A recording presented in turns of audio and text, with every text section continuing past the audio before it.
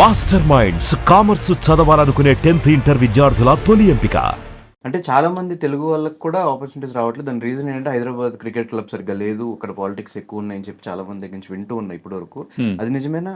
అదేమన్నా రీజన్ అవ్వచ్చు? అదొక్కటే రీజన్ నేను అనుకోను. పాలిటిక్స్ అనేది ప్రతి చోట ఉంటాయి. ఇప్పుడు హైదరాబాద్ మాత్రమే కాదు, వేరే అసోసియేషన్స్లో కూడా, వేరే స్టేట్ అసోసియేషన్స్లో కూడా పాలిటిక్స్ ఉంటాయి. కాకపోతే నాకు అనిపించే పెద్ద రీజన్ ఏమిట్రా అంటే టిపికల్గా హిస్టారికల్గా చూసుకున్నా సరే ఇండియన్ టీంలో ఎక్కువ ఆడిన వాళ్ళు ఎవరా అంటే ఎవరైతే మన డొమెస్టిక్ రంజీ ట్రోఫీ గెలుస్తారో ఆ టీమ్స్ నుంచి ప్లేయర్స్ ఎక్కువ ఉంటారు. ముంబై, ఢిల్లీ, నార్త్ వాళ్ళు ఎక్కువ గెలుస్తుంటారు కాబట్టి వాళ్ళు ఎక్కువ ఉంటారు.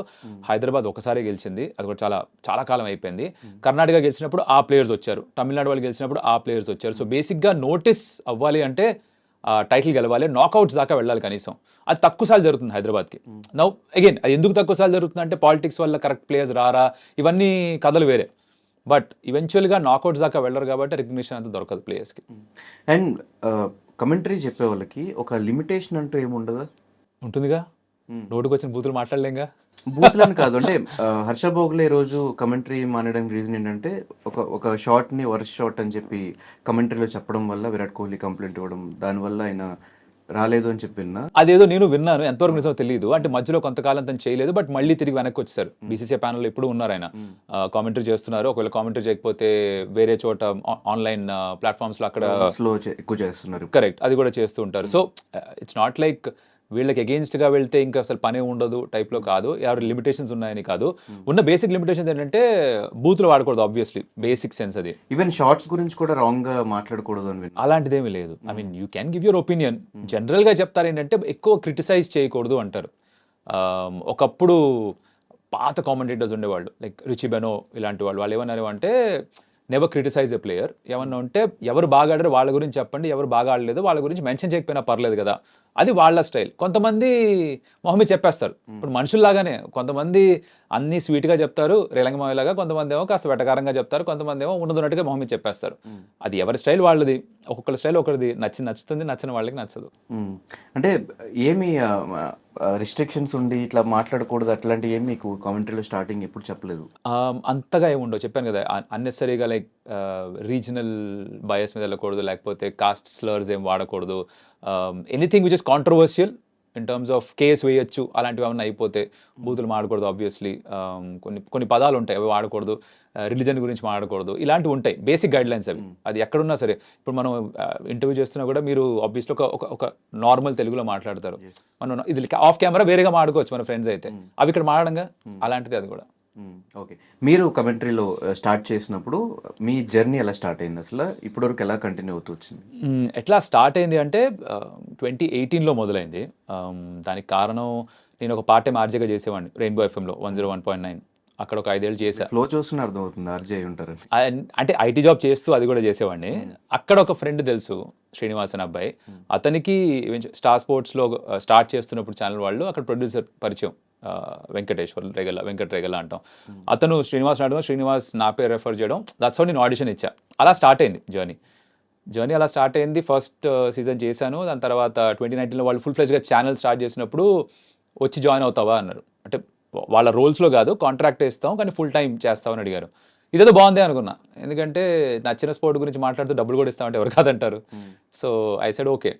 ఇంట్లో వాళ్ళు పెద్దగా ఆ టైంలో కొంచెం కంగారు పడ్డారు, ఏంట్రా ఏం చేస్తున్నావు, ఐటీ జాబ్ ఇండియన్ చేస్తూ స్టేబుల్ ఇన్కమ్ వస్తుంది, అది వదిలేసి ఎప్పుడు లేనిది చేయండి కామెంటరీ ఏంటి, ఎంతకాలం ఉంటుందో కూడా తెలియదు కదా, అవసరమా అని. But I took A chance and అప్పటి నుంచి బాగానే ఉంది ఇప్పటిదాకా, టచ్ వుడ్. ఓకే, ఈ ఇంటర్వ్యూలో మీరు ఒకసారి రోహిత్ శర్మ ఇష్టం అన్నారు, ఇంకోసారి విరాట్ కోహ్లీ, ఇంకోసారి ధోని. మీరు ఎవరి ఫ్యాన్? ఎగ్జాక్ట్లీ, అందరి ఫ్యాన్ నేను. ఇండియాకి ఆడే ప్రతి క్రికెటర్ అంటే నాకు ఇష్టం. I'm fan of them, I respect them a lot, because ఇండియాకి ఆడడం చాలా కష్టం. ఎన్ని కోట్ల మంది క్రికెట్ ఆడితే దాంట్లో 100 మంది ఆడతారు. ఎంత ఎగ్జాక్ట్ నెంబర్ తెలియదు కానీ 300-350 మంది టెస్ట్ మ్యాచ్ ఆడారు ఇండియాకి. మొత్తం అంతా కలిపిన 1000 మంది కంటే ఎక్కువ ఉండరు టెస్ట్, ఓడిఐ, T20 ఆడింది ఇన్ని కోట్ల మందిలో. అంటే ఇండియా వరకు ఆడాలి, అక్కడ వరకు వెళ్ళాలి అంటే ఎంత కష్టపడాలో ఒక చిన్న ఐడియా నాకు ఉంది. సో అక్కడ వరకు వెళ్ళిన ప్రతి ఒక్కరిని నేను రెస్పెక్ట్ చేస్తాను, ప్రతి ఒక్కరికి ఫ్యాన్ నేను. It's not just Virat, Rohit or Dhoni. Bumrah అయినా, కపిల్ దేవ్ గారైనా, మహేందర్ అమర్నాథ్ అయినా, వాళ్ళ నాన్నగారు లాలా అమర్నాథ్ అయినా, సునీల్ గవాస్కర్ అయినా, గుండప్ప విశ్వనాథ్ గారైనా, ఎర్రపల్లి ప్రసన్న అయినా, వెంకటరాఘవన్ అయినా, బిషన్ సింగ్ బేడీ అయినా బాగానే గుర్తున్నాయి బ్రో. చిన్న ఇవి చెప్తారా కానీ క్రికెట్ తప్ప నాకు ఇంకే ప్రపంచం లేదు. సో బేసిక్గా చిన్నప్పటి నుంచి వాళ్ళ కథలు విన్నా, వాళ్ళని చూసినా, సచిన్ టెండూల్కర్ అయినా ఎవరైనా సరే ఇండియాకి ఆడారంటే వీరాభిమాని వాళ్ళకి నేను. సో ఈ ప్లేయర్ మాత్రమే నాకు ఉండదు. అందుకని ఐపీఎల్కి వచ్చేసరికి నాకు ఫేవరెట్ టీం కూడా ఉండదు. జనాలు అనుకుంటారు 1% అయినా వేరే టీం ఫేవరెట్ ఉంటుంది కదా. ఐపీఎల్ లేదు, India is my favourite team. ఇప్పుడు మీరు వరల్డ్ ఎవరాడినా సరే ఏ మ్యాచ్ అయినా సరే అడిగితే నేను ఇండియాని గెలుస్తుందంట. అంటే అక్కడ పరిస్థితి దారుణంగా ఉన్నా కూడా 9 వికెట్లు పడిపోయినా కూడా ఇండియాని గెలుస్తుందంట. అంత పెద్ద పిచ్ ఫ్యాన్ నేను కూడా అందరిలాగానే. బట్ ఐపీఎల్కి వచ్చేసరికి నాకు ఇది జస్ట్ ఎంటర్టైన్మెంట్. ఇది ఎవరు గెలిచినా నాకు ఫరక్ పడదు. It's fun, it's just fun. ఎక్కువ కొంచెం సపోర్ట్ ఎక్కువ లేదు.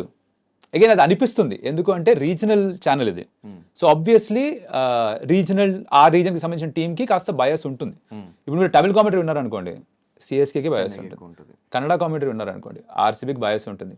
మన తెలుగు భాషలో ఆ తెలుగు రాష్ట్రాల్లో ఉన్న ఇబ్బంది ఏంటంటే SRH is not your number 1 team.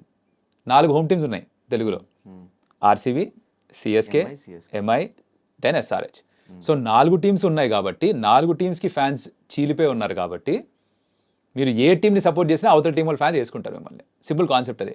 Even తమిళ్లో చూసుకున్నా ఎక్కడ చూసుకున్నా కొంతమంది ఇటు చాలా తక్కువ, తెలుగులో కంటే తక్కువ. ఇక్కడ ఏంటంటే ధోని రిఫరెన్స్. ఇక్కడ ధోని కోసం సిఎస్కే ఫ్యాన్స్, విరాట్ కోహ్లీ కోసం ఆర్సీబీ ఫ్యాన్స్, రోహిత్ శర్మ కోసం ఎంఐ ఫ్యాన్స్, అలా లాయల్టీస్ డివైడ్ అయిపోయి ఉన్నాయి. ఎస్ఆర్హెచ్ కి ఉన్న ఫ్యాన్స్ ముందర నుంచి ఉన్నారు. ఆ team fans are very special because ఒక ఇండియన్ సూపర్ స్టార్ ఆ కనెక్ట్ లేకపోయినా కూడా టీంని బ్యాక్ చేస్తూ వచ్చారు. ఇప్పుడు సడన్ గా బాగా పర్ఫామ్ చేస్తున్న దాని ఫ్యాన్స్ అయిపోలేదు ఎవరు. ముందు నుంచి కూడా చేయకపోయినా దానికి పర్ఫామ్ బ్యాక్ చేస్తున్నారు. Similarly for RCB also, cup లేదు 16 సంవత్సరాలుగా, ఆయన కూడా బ్యాక్ చేస్తూనే ఉంటారు. What I'm saying is Telugu స్టేట్స్లో ఇలా చీలిపోయి ఉన్నారు ఫ్యాన్స్. సో మీకు ఎస్ఆర్హెచ్ గేమ్ వర్సెస్ ఆర్సీబీ ఉంటే ఆర్సీబీ ఫ్యాన్స్కి నచ్చదు, ఆర్సీబీ సిఎస్కే ఉంటే సిఎస్కే ఫ్యాన్స్కి నచ్చదు. ఇప్పుడు ఆర్సీబీ ప్లేని పొగిడితే వీళ్ళకి నచ్చదు, వీళ్ళ ప్లేని పొగిడితే వీళ్ళకి నచ్చదు. మీకు ఎగ్జాంపుల్ ఇస్తాయి. ఇప్పుడు నాకు సోషల్ మీడియాలో సిఎస్కే మ్యాచ్ అయింది అనుకోండి, ఆ రోజు వరుసగా రాత్రి నాకు బూతులు ఉంటాయి, ధోని తప్ప ఇంకేం మాట్లాడవా అని. ఓకే, ఆర్సీబీ మ్యాచ్ అయిపోయింది, కోహ్లీ సెంచరీ తప్ప ఇంకెవరి సెంచరీకి అసలు కామెంటరీ చేయవా, రోహిత్ శర్మకి ఎప్పుడైనా కామెంటరీ చేసావా అసలు అని చెప్పి తిడతారు. రోహిత్ శర్మ సెంచరీ వస్తే, రోహిత్ శర్మ పుల్ షాట్ గురించి ఏమైనా మాట్లాడితే ఎప్పుడైనా విరాట్ కోసం ఇట్లా కామెంటరీ చెప్పా, ఎందుకు అలా గుర్తించుకుని తిడతారు. ఓకే, అన్ని తప్పులు చేస్తుంటారు. లేదా నేను అందరి గురించి ఒకేలా మాట్లాడుతున్నా, మీరు ఏ టీం ఫ్యానో దాన్ని బట్టి మీ ఒపీనియన్ నా గురించి మారుతుంది. నా పాయింట్ ఆఫ్ వ్యూ అది. అండ్ చాలా మంది ఈ మధ్యకాలం సోషల్ మీడియాలో కూడా చూస్తున్న ఎస్ఆర్హెచ్ కి ఫ్యాన్స్ లేరు, ఎస్ఆర్హెచ్ కి ఫ్యాన్స్ ఓన్ టీమ్సే సపోర్ట్ చేయట్లేదు ఎవరు అని చెప్పి చాలా మీమ్స్ అవి చూస్తూ ఉన్నా. దాని మీద మీ ఒపీనియన్ ఏంటి? ఈ సీజన్ మారింది ధనుష్, జెన్యున్ గా ఈ సీజన్ ఐ థింక్ సపోర్ట్ పెరిగింది. నిన్న కూడా స్టేడియంకి వెళ్ళినప్పుడు when I saw the match, అన్ని మ్యాచ్లు 250 దాటితే ఎగ్జాక్ట్లీ. సో ఐ థింక్ ఏమైందంటే పర్ఫార్మెన్స్ చాలా బాగా ఉండేసరికి బయట జెర్సీలు అమ్ముతారు కదా, విరాట్ కోహ్లీ జెర్సీస్ మాక్సిమం జనాలు వేసుకుంటారు. కానీ ఇప్పుడు Pat Cummins Jersey, Klaasen Jersey కూడా జనాలు కొనుక్కొని వేసుకొని స్టేడియంలోకి వస్తున్నారు. అండ్ టాస్ జరిగినప్పుడు ఆర్ అదర్ ఎంట్రీ ఇచ్చినప్పుడు విరాట్ కోహ్లీ గ్రౌండ్లోకి రాగానే గట్టిగా అరిచారు. అది ఎక్స్పెక్టెడ్, రైట్? సౌండ్ నెక్స్ట్ లెవెల్లో ఉంటుంది. షాక్ అయ్యి ఏంట్రా ఇది ఇంత సౌండ్ వస్తుంది, తిరిగి చూస్తే విరాట్ కోహ్లీ ఎంట్రీ. ఓకే, అర్థమైంది. టాస్ అప్పుడు ప్యాట్ కమిన్స్ రాగానే అంతే గట్టిగా అరిచారు. నాకు అర్థం కాలేదు, టాస్లో Faf du Plessis Pat Cummins, Indian star ఎవరు లేడు, అంతే గట్టిగా అరుస్తున్నారు. బిగ్ స్క్రీన్లో ట్రావిస్ హెడ్ రాగానే అంతే గట్టిగా అరిచారు. సో ఇప్పుడు మీరు డెసిబల్ లెవెల్స్ మెజర్ చేస్తే బహుశా కాస్త తక్కువ ఉండొచ్చేమో విరాట్ కోహ్లీతో పోలిస్తే. But what I'm trying to say is SRH కూడా అంతే ఫ్యాన్ బేస్ పెరుగుతోంది, ఎస్పెషల్లీ ఈ సీజన్లో. అంటే వార్నర్ బయటకు వచ్చిన దగ్గర నుంచి మరీ ఫ్యాన్ బేస్ డల్ అయిపోయింది అని చెప్పి అది వార్నర్ ట్రీట్ చేసిన విధానం వాళ్ళకి నచ్చలేదు ఫ్యాన్స్కి.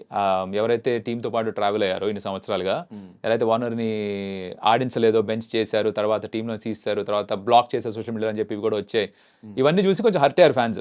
బట్ నెక్స్ట్ సీజన్ మళ్ళీ ఎవరైతే వచ్చారో వాళ్ళు ఓన్ చేసుకున్నారు. ఇప్పుడు ఈ సీజన్లో ప్యాట్ కమిన్స్ అంత ఖర్చు పెట్టుకున్నప్పుడు నాకు ఆప్షన్లో టు బి ఆనెస్ట్ నచ్చలేదు. బికాజ్ ప్యాట్ కమిన్స్ ఆస్ట్రేలియాకి T20 ఆడు, అలాంటి ప్లేయర్ని 20 కోట్లు ఖర్చు పెట్టి తీసుకొచ్చారు, ఏమవుతుందా అనుకున్నాను నేను కూడా.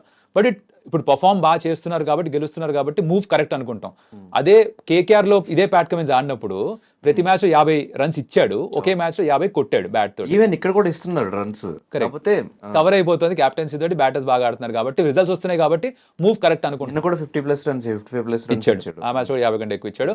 బ్యాట్ తోటి బాగానే చిన్న క్యామియో ఆడాడు. బట్ గెలుస్తున్నారు కాబట్టి తీసుకునే నిర్ణయం కరెక్ట్ అనిపిస్తుంది, గెలవకపోతే నిర్ణయం తప్పు అనిపిస్తుంది. ఆ టైంలో నాకు రైట్ కాదేమో అనిపించింది, అంత డబ్బులు ఇవ్వడం ఒకే ప్లేయర్కి. But they back that. ఈ ఫ్యాన్స్ ఏమో అప్పుడు కూడా 20 crores మాడికి ఇచ్చారు అని వాళ్ళు ఓన్ చేసేసుకుంటున్నారు. ఎందుకు ఏమిటన్నది ఈ ఇంత ప్రేమ ఒక టీం మీద నాకు యాక్చువల్లీ అర్థం కాని విషయం.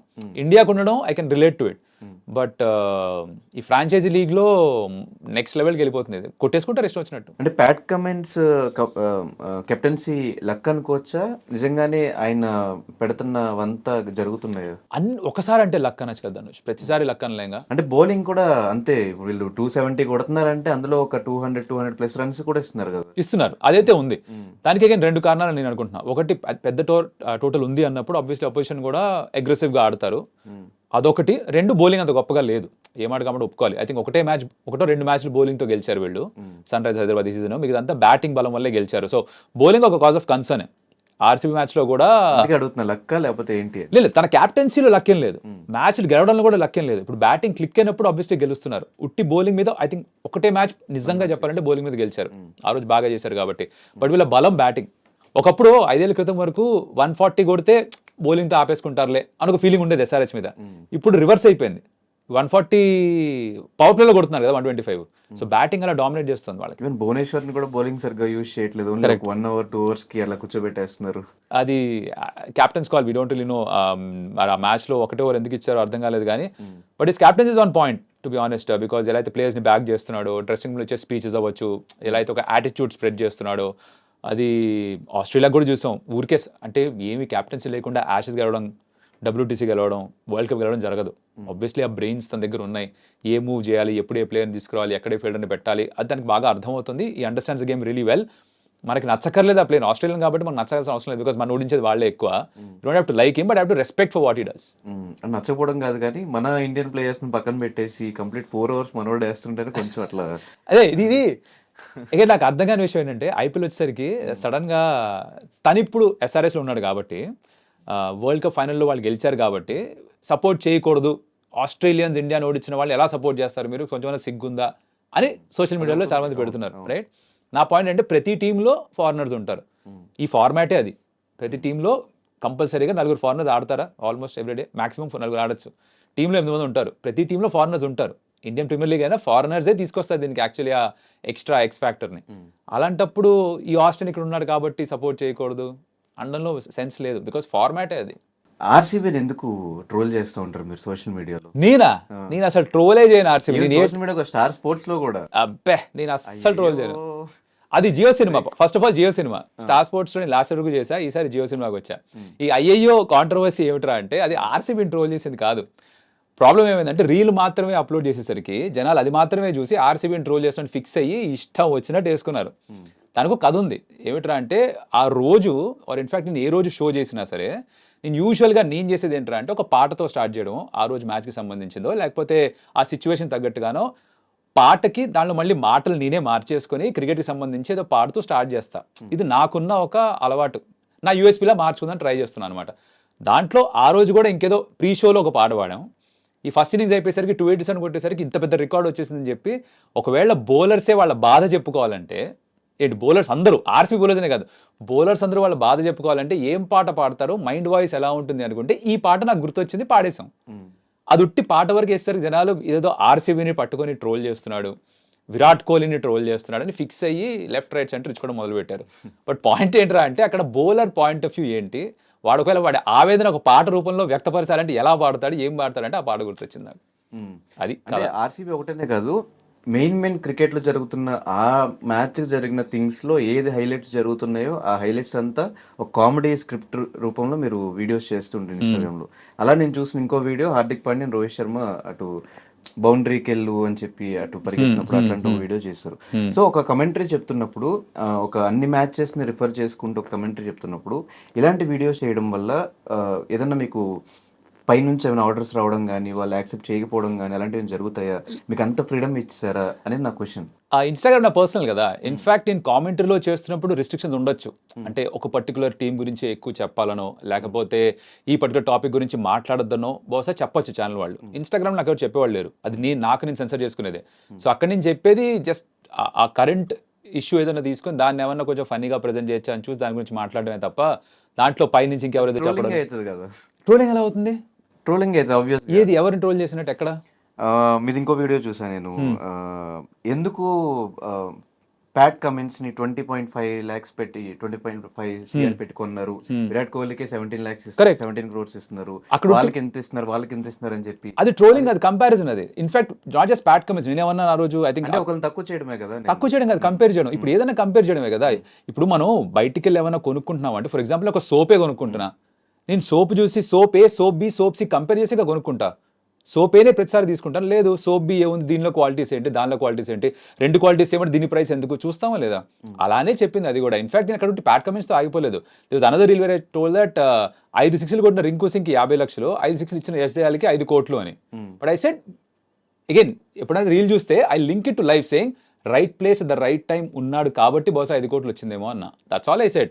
నేను అది ఎప్పుడు కూడా క్రికెట్ లైఫ్కి క్లోజ్గా తీసుకొచ్చి తీసుకొచ్చి వదిలేస్తా. దాన్ని ట్రోలింగ్ అనుకున్న వాళ్ళు ట్రోలింగ్ అనుకుంటారు, నేను కంపేర్ చేసి వదిలేసేదాన్ని. అండ్ రోహిత్ శర్మ కెప్టెన్సీ పోయినప్పుడు అట్లాంటి వీడియోస్ చేశారు. రోహిత్ శర్మ కెప్టెన్సీ పోయినప్పుడు అది యాజ్ అ ఫ్యాన్ రియాక్ట్ అయ్యాను నేను. లైక్ ఏ విధంగా అయితే కెప్టెన్సీ నుంచి పక్క జరిపేశారో దానికి రియాక్ట్ అయ్యి. ఇప్పుడు ఒక 5 times ఛాంపియన్షిప్ అందించిన కెప్టెన్ తనంతట తాను నేను కెప్టెన్సీ నుంచి పక్కకి వెళ్తున్నానంటే ఒక రకం. ఎవరు ఇంత గోల చేసేవాళ్ళు కాదు. లైక్ విరాట్ కోహ్లీ ఎప్పుడైతే ఇండియన్ కెప్టెన్సీ నేనే వదిలేస్తున్నా అన్నాడో ఎవరు రియాక్ట్ కాలేదు. ఆర్సీబీ కూడా నేను ఇంకా కెప్టెన్సీ చేయనని చెప్పిన తర్వాత ఎవరు రియాక్ట్ కాలేదు. ధోని నేనే క్యాప్టెన్సీ వదిలేస్తున్నాను, రుతురాజ్ గైక్వాడ్ క్యాప్టెన్ అంటే ఎవరు రియాక్ట్ కాలేదు. ముందు సీజన్లో జడేజా క్యాప్టెన్సీ ఇచ్చేస్తున్నా అంటే ఎవరు రియాక్ట్ కాలేదు. కానీ ఇక్కడ జరిగింది ఏంటి, సడన్గా రోహిత్ శర్మ క్యాప్టెన్ కాదు మేమే మార్చేస్తున్నాం తీసి పక్కన పెట్టారు. ఆ తీసి పక్కన పెట్టిన విధానం ఎవరికి నచ్చలేదు. ఇప్పుడు హార్దిక్ పాండ్యా మీద ట్రోలింగ్ ఎందుకు పెరిగింది అంటే జనాలకి తన మీద ద్వేషం కంటే కూడా రోహిత్ శర్మ మీద ఇష్టం ఎక్కువ. అది ఎందుకు, తను 5 టైటిల్స్ గెలిపించిన క్యాప్టెన్, ఒక రెప్యుటేషన్, ఒక లెగసీ ఉంది. దానికి ఏమాత్రం మర్యాద చూపించకుండా బిహేవ్ చేశారు మేనేజ్మెంట్, టీమ్ మేనేజ్మెంట్. నేను అక్కడ కూడా చెప్పింది, హార్దిక్ పాండ్యాని ఎప్పుడు కూడా నేను ఎక్కడ వేలెత్తి చూపించలేదు, మేనేజ్మెంట్ తీసుకున్న నిర్ణయం అది. కానీ జనాలు అందరూ పడేది మటుకు హార్దిక్ పాండ్యా మీద. తనేదో చేశారు అనుకోండి, తనే వచ్చి రోహిత్ శర్మ పక్క జరపలే, మేనేజ్మెంట్ చేస్తేనే జరిగింది అది. But end of the day Hardik Pandya మీద ఉన్న నెగిటివిటీ, మీకు రోహిత్ శర్మ మీద ఉన్న ఇష్టం, ఇవంతా రిఫరెన్సెస్ అంతా మైండ్లో ఉండి మీరు ముంబైకి కమెంటరీ చెప్పేటప్పుడు ఏదైనా రిఫరెన్సెస్ వల్ల కమెంటరీ పాడే ఛాన్సెస్ ఉన్నాయా? లేదు, కామెంటరీ చేస్తున్నప్పుడు వేరే, రీల్స్ చేస్తున్నప్పుడు వేరే. Because I will come back to reel also. నేను ఈ మధ్య ఐపీఎల్ స్టార్ట్ అయిన తర్వాత ప్రతి team fans will be like ఒక ట్రెండ్ ఉంది సోషల్ మీడియాలో, అదే ట్రెండ్ ఫాలో అవుతూ మిగతా టీమ్స్ కూడా చేశా. ఎంఐ టీమ్ ఫ్యాన్స్ ఎలా అయిపోయారంటే ఈ సీజన్, రోహిత్ శర్మ కొట్టాలి ఎంఐ ఓడిపోవాలి, ఇది స్టాండర్డ్. ఎక్కడన్నా చూడండి, రోహిత్ శర్మ కొట్టాలి ముంబై ఓడిపోవాలి. అంటే మీరు టీంని కాదు ఒక ప్లేయర్ని మటుకే ఐడలైజ్ చేస్తున్నారు, ఆ ఫ్యాన్డమ్ చూపిస్తున్నారు. వాట్ ఈస్ ఫ్యానిజం అన్నాడు ఏదన్నా అండి. దానికి నేను యాక్చువల్లీ ఐఎమ్ అగెయిన్స్ట్ దట్. అది నేను సెటారికల్గా జనాలకి చెప్తుంది ఏంటంటే, అంటే అరే మీరు ఇలా ఆలోచిస్తున్నారు, టీమ్ స్పోర్ట్లో టీంని ప్రేమించాల్సింది, ప్లేయర్ తర్వాత వస్తాడని చెప్పే ప్రయత్నం అది. జనాలకి అది అర్థమైన వాళ్ళకి అర్థమైంది. కింద కమెంట్ చూస్తే భయ్య మమ్మల్ని వేసుకుంటున్నావా అని అన్న వాళ్ళు ఉన్నారు, భయ్య ఏంటి వాళ్ళు నేను చెప్పింది నిజం చెప్తున్నా అనుకుని ఫీల్ అయిన వాళ్ళు కూడా ఉన్నారు. So it depends on how you are taking it. కామెంటరీలో మటుకు అది రాదు, బికాస్ కామెంటరీ చేస్తున్నప్పుడు నా సిచ్యువేషన్కి రియాక్ట్ అవుతా, ఆ మ్యాచ్కి రియాక్ట్ అవుతా, అక్కడ జరిగిన దానికే రియాక్ట్ అవుతా. దాంట్లో నేను హార్దిక్ పాండ్యా యాజ్ అ క్యాప్టెన్ని సపోర్ట్ చేయడమే ఉంటుంది, కానీ ఒకసారి ఫీల్డ్కి వెళ్ళిన తర్వాత బయట జరిగిన విషయాల గురించి అక్కడ నేను మాట్లాడను.